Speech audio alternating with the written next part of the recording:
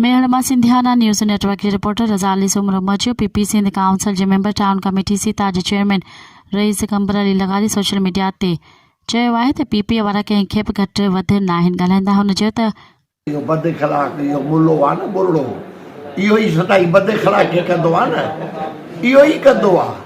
असां peoples party जे तरफ़ां कहिड़े ॾींहुं असां हिननि जे ख़िलाफ़ न अल्फाज़ लियाकत जे ख़िलाफ़ ॻाल्हाया आहिनि।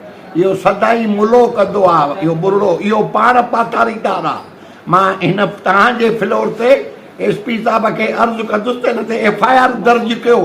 हे ख़ुदि वारदातूं कराईंदो आहे। हे वॾो हिकिड़ी फिल्म आहे मुल्लो, हे ॾिसो हे वॾो हिकिड़ो ख़तरनाक मुल्लो आहे। हे तव्हां छा था हिनखे सम्झो?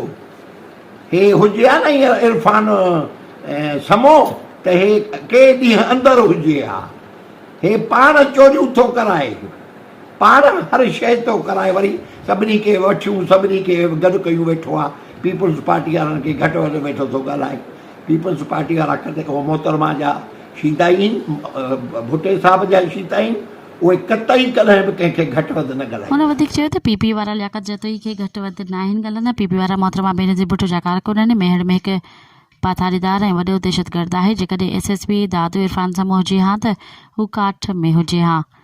हीउ सदाई घटि वधि पीपी वारनि खे ॻाल्हाईंदो आहे। सियासत में मुखालिफ़त थींदी आहे पर गुथा लफ़्ज़ न आहिनि ॻाल्हाइबा।